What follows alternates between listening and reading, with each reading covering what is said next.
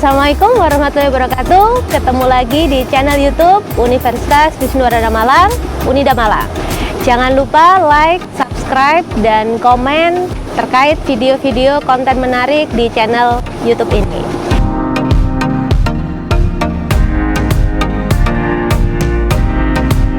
Hari ini saya berada di Desa Purwasekar, Kecamatan Tajinan, Kabupaten Malang.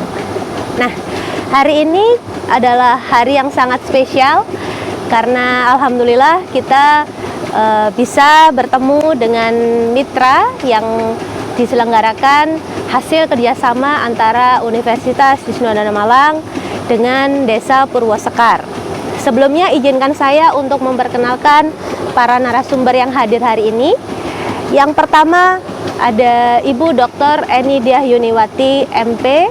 Beliau adalah Kepala LPPM Universitas Wisnuwardana Malang. Assalamualaikum, selamat bertemu kembali. Selanjutnya adalah narasumber. Beliau adalah Kepala Desa dari Desa Purwasekar, Ibu Linda SE. Assalamualaikum. Dan yang terakhir, yang paling ganteng sendiri di sini karena nggak ada saingannya. Beliau adalah Bapak Syaiful. Beliau adalah ketua atau koordinator lapangan dari pengabdian masyarakat yang bermitra dengan Universitas Wisnuwardana Malang. Assalamualaikum warahmatullahi wabarakatuh. Ya, terima kasih ibu-ibu dan Bapak Syaiful atas kehadirannya.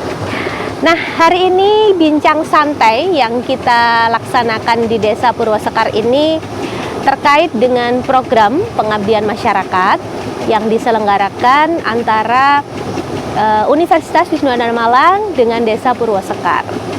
Sebelumnya izinkan saya Nurin Fitriana, saya adalah dosen yang mengabdi dalam program ini terkait pemberdayaan masyarakat yang sudah dilaksanakan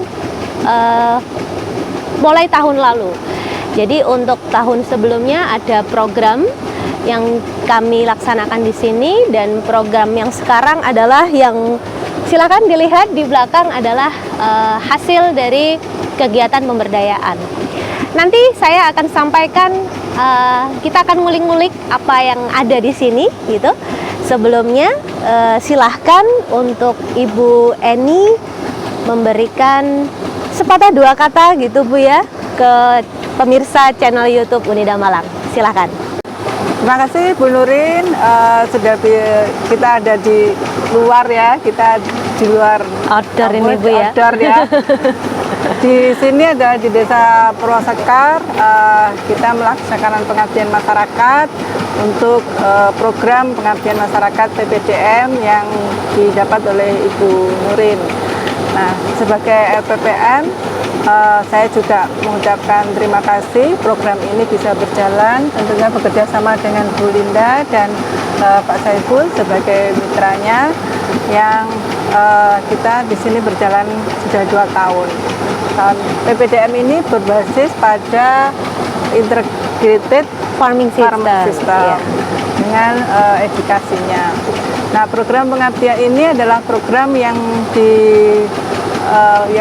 dirancang berbasis dengan desa, sehingga nanti para pengabdi juga bisa bekerja sama dengan desa untuk melakukan program-program pengabdian masyarakat.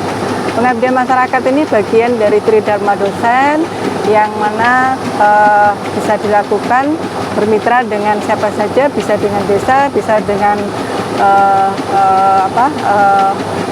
mitra-mitra yang lain. Kemarin kita ada di Blitar dengan desa juga, kemudian ada di Probolinggo dengan UMKM.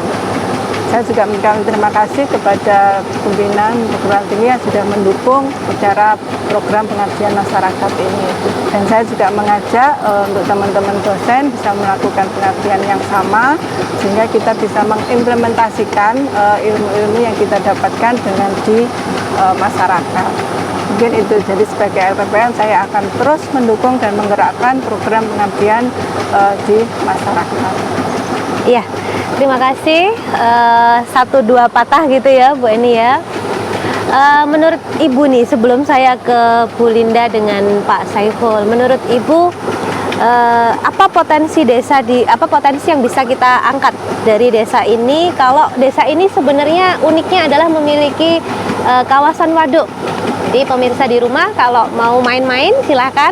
Jadi di sini ada taman edukasi dan ada waduk juga kalau mau mancing dan lain-lain sudah tersedia dan sudah bagus di sini Bu. Menurut Ibu apalagi yang bisa diangkat ya sebagai program pengabdian di desa ini? Ya, gini, jadi kalau program pengabdian itu unik ya. Program pengabdian itu adalah suatu program yang berbasis pada persoalan-persoalan atau permasalahan di desa atau dimanapun kita bermitra. Jadi mitranya itu yang mempunyai persoalan atau permasalahan. Nah, sehingga kita harus bisa membaca peluang apa yang kira-kira bisa diangkat untuk dipecahkan dengan sesama, dipikirkan oleh si dosen tersebut. Kalau misalnya di Desa Purwasekar ini punya potensi apa? Kemarin kita lihat di sini ada waduk ya. Nah, waduk itu tidak masih belum dimaksimalkan gitu. Nah, kemudian dari waduk itu nanti programnya apa? Kemudian kita kerjakan secara bersama untuk diangkat menjadi satu solusi potensinya. Nah, kalau di sini ternyata ada sungai yang bisa dimanfaatkan untuk mikrohidro ya Bu? Iya, betul Bu, betul. Itu dari ini adalah apa? Nanti mungkin Bu Nurin bisa juga menjelaskan mikrohidro ini fungsinya untuk apa. Iya. Seperti itu. Jadi kalau untuk sedikit ya pemirsa YouTube Unida Malang, di Taman Edukasi ini kita memanfaatkan PLT-MH. Jadi mikrohidro ini tenaga yang bisa dimanfaatkan yang dikaitkan ke budidaya ikan. Jadi di budidaya ikan itu ada teknik aerasi. Nah, energinya diambilkan dari mikrohidro. Nah, itu yang kekuatan dari Taman Edukasi ini. Selain itu juga ini Bu Eni, ternyata warga di sini juga punya inisiatif untuk membuat aquaponik dan hidroponik nih, Pak Saiful. Nanti kita akan ngulik-ngulik lebih dalam ke Pak Saiful, mungkin itu Bu terkait dengan mikrohidro. Ya, jadi potensi yang harus dimanfaatkan, diangkat itu yang harus dipikirkan nanti. Ya, terima kasih Ibu Eni. Selanjutnya kita coba bersama-sama dulu pemirsa channel YouTube Unida Malang. Bagaimana tanggapan Ibu Kepala Desa yang cantik ini, Ibu Linda? Silahkan, monggo. Assalamualaikum warahmatullahi wabarakatuh. Waalaikumsalam. Saya Linda Ernaningtia, Kepala Desa Purwasekar. Kami bermitra dengan Universitas Wisnuwardana terkait bagaimana mengembangkan potensi waduk yang ada di Desa Purwasekar. Jadi kami berharap dengan adanya mitra antara pemerintah desa dengan Universitas Wisnuwardana, waduk yang ada di Desa Purwasekar ini bisa dikembangkan menjadi sarana wisata, pemberdayaan ikan, kemudian juga bisa menjadikan lahan kerja bagi masyarakat. Jadi bisa menarik tenaga kerja masyarakat.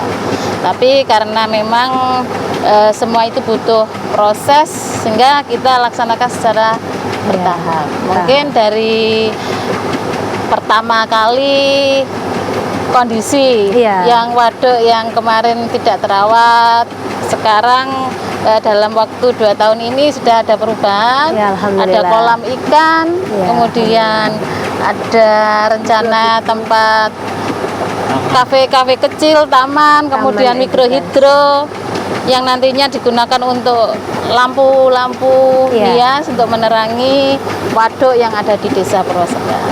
Dan kami terima kasih sekali, mudah-mudahan kegiatan ini bisa bermanfaat bagi masyarakat Desa Purwasekar. Amin, amin ya rabbal alamin. Iya, terima kasih Bu Linda.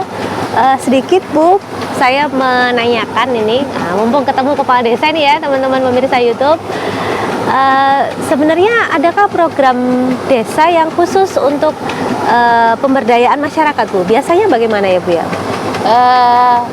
Program desa itu setiap tahunnya ada pemberdayaan, tapi kegiatannya macam-macam Bu Nurin. Ada pemberdayaan berupa pelatihan-pelatihan, ada pemberdayaan berupa keterampilan, jadi sesuai dengan kebutuhan masyarakat.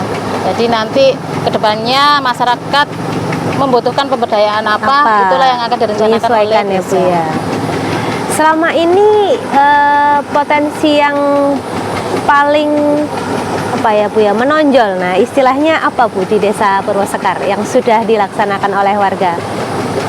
Kalau dari KWT, kelompok wanita tani itu ada penanaman hidroponik, kemudian ada penanaman di dalam greenhouse dan di depan-depan rumah. Itu untuk kelompok wanita tani. Kalau untuk Karang Taruna bermacam-macam, gitu dan ya, beraneka ragam, lebih variasi lebih bervariasi. Kalau sekarang ini lebih ke penanaman jamur. Iya, penanaman jamur. Kalau tahun lalu ada pembenihan tanaman ya. Jadi seperti timun di silang dengan tanaman yang lain, seperti itu. Jadi di bidang pertanian, lebih ke pertaniannya yang tahun lalu. Dan sekarang sudah beralih lagi ke jamur. Alhamdulillah sudah berkembang. Anak-anak Karang Taruna itu punya inisiatif, punya keinginan ingin maju, punya keinginan punya UMKM gitu. Jadi, terkait jamur itu ya. Sekarang sudah, kalau jamurnya sekarang sudah berkembang.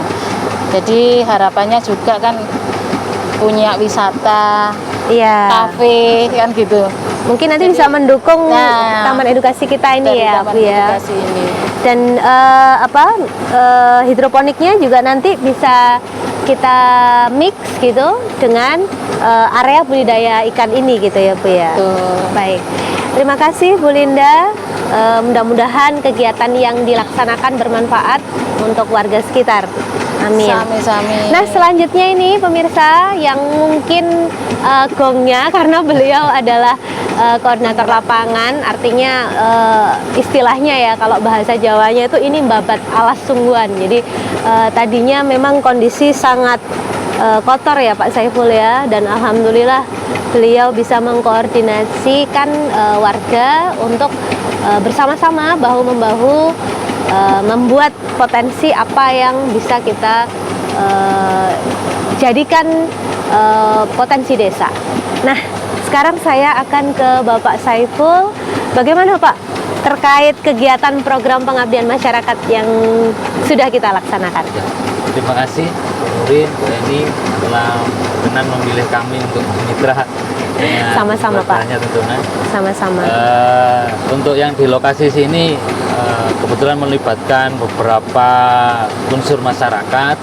Yang pertama tentunya masyarakat sekitar, yang mana ini ada 3 RT ya. Ada 3 RT, RT 26, 27 sama 30. Yang kemarin lusa juga sempat bareng-bareng mengerjakan ini. Alhamdulillah. Tentunya itu juga tidak lepas dari kerjasama kita. Karena dengan kehadiran Wisnuwardana di sini ternyata orang-orang jadi waduh sekarang sudah ada semangat baru. Semangat beliaunya. Alhamdulillah hasilnya seperti ini dari yang dulunya tidak ada Bu. Sekarang ada dan menjadi manfaat lebih. Yang dulunya waduk hanya untuk menandon air, ternyata sekarang masyarakat sudah ada yang mulai menabur benih ikan, kemudian dibuat main-main, kemudian kedua setelah masyarakat sekitar di sini ada KWT, kelompok wanita tani. Kemarin lusa itu sempat menanam aquaponik.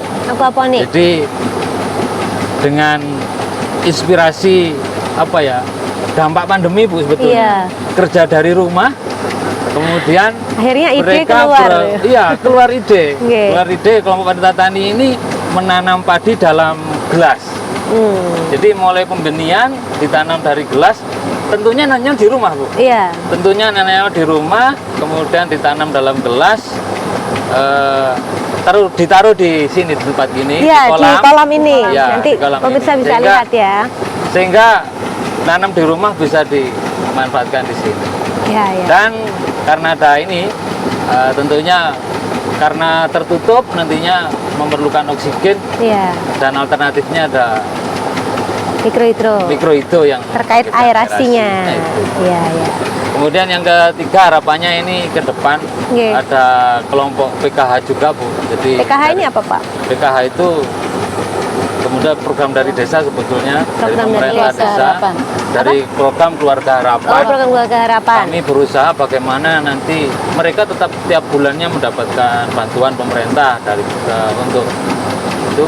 Tapi harapan kami iya. itu tidak terus nyala. Karena Iya. nanti akhirnya apa? Bagaimana mereka bisa punya inisiatif untuk punya usaha, Oh, iya, iya. dan menjadi keluarga yang lebih sejahtera lagi. Betul. Tentunya itu harapan kami.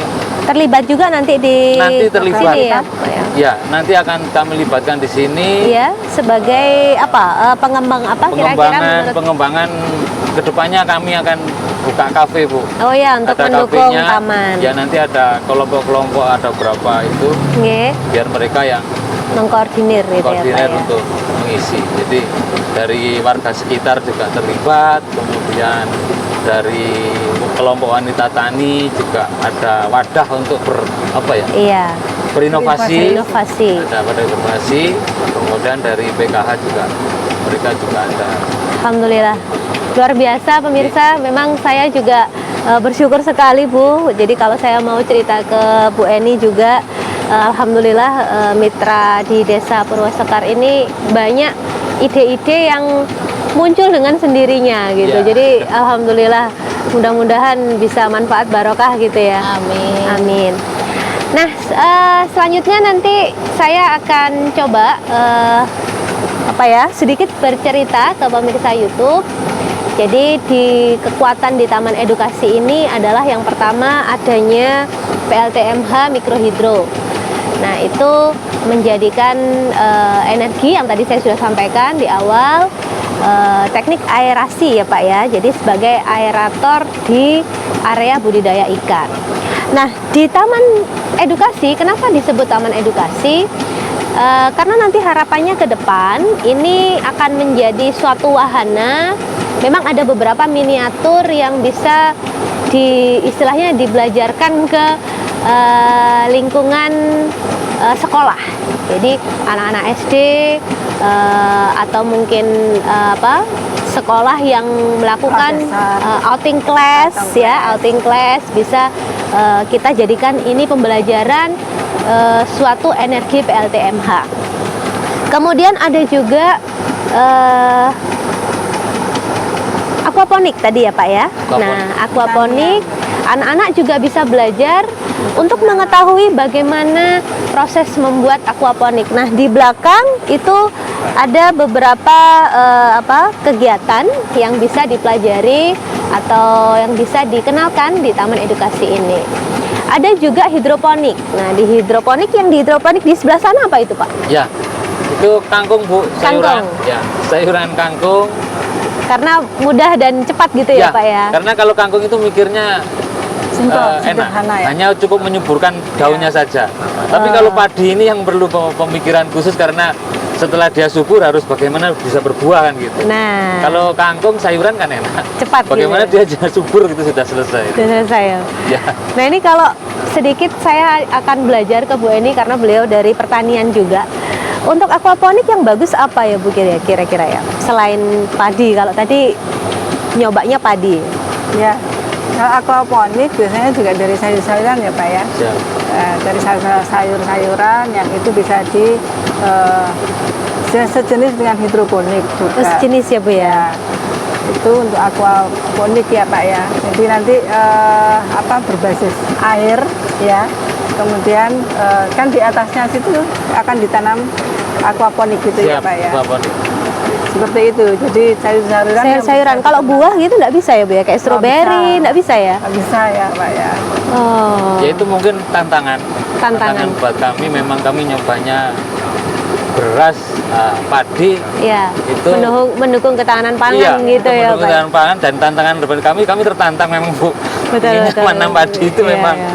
Kalau memang ini goal kan, insya Allah akan lebih. Iya, menjadi daya jual tersendiri nantinya. Menjadi daya tarik dan pembelajarannya akan lebih. Betul, edukasinya. Jadi kalau kami kan gini, bagaimana nanti padi itu tidak mengolah. Kemudian segala nutrisinya sudah tersedia dalam wadah aquaponik.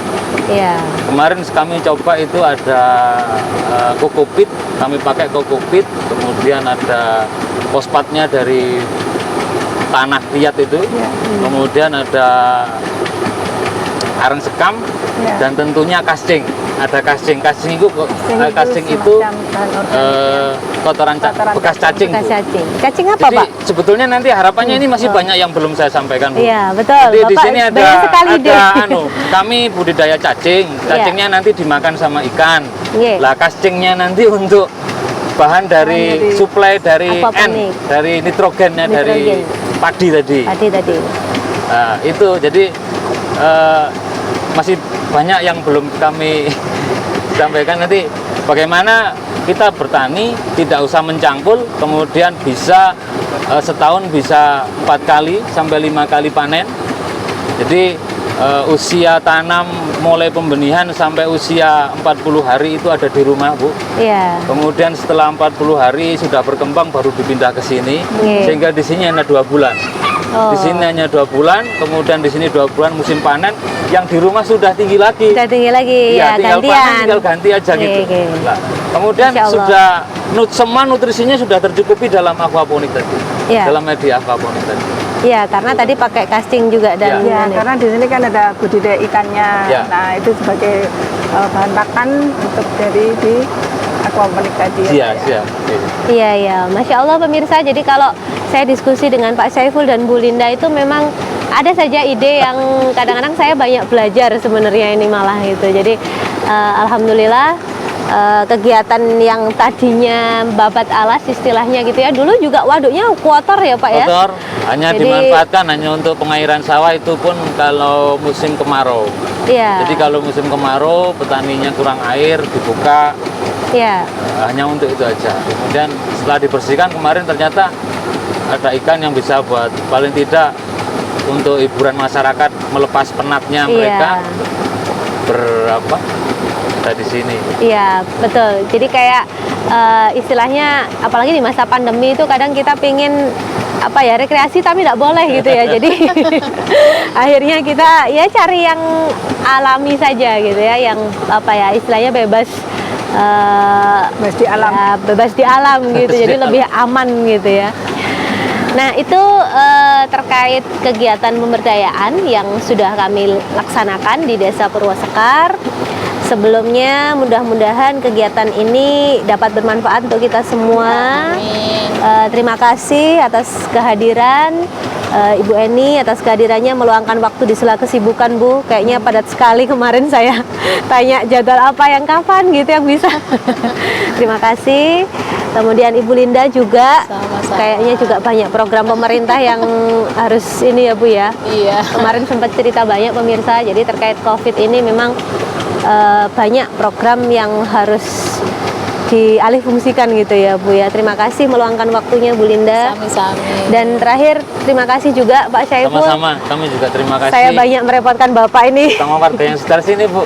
Ya, saya atas terima motivasinya, kasih. semangatnya. Ya mudah-mudahan nanti tahun depan kita juga akan lebih memperbaiki dan membuat lebih bagus lagi. Terima kasih, jangan lupa tetap stay tune di channel YouTube Unida Malang, like, komen, dan share ke teman-teman, ke kerabat agar lebih bermanfaat dan berkembang lagi ilmunya. Terima kasih, saya sebagai pengabdi di sini sekaligus host mungkin ya teman-teman ya. Terima kasih atas perhatiannya, sampai ketemu lagi. Assalamualaikum warahmatullahi wabarakatuh.